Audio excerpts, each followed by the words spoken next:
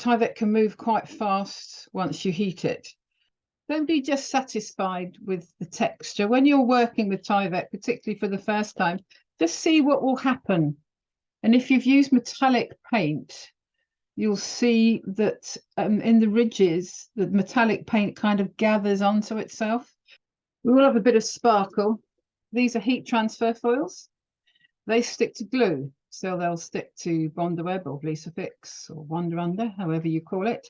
They'll stick to double-sided tape, glue dots. They'll also, if you're very lucky and wearing your lucky knickers, they'll also stick to the ridges on the Tyvek. In the time that it takes to say that, it should be the time it takes for everything to happen. And it has. I've filled in all the areas with at least 2 lines of machine stitch, sometimes 3 and 4, because you just get a really nice definition of texture and line. Try to start exposing different colours, because that's where the fun begins. Making Tyvek beads is really good fun. You get some incredible textures.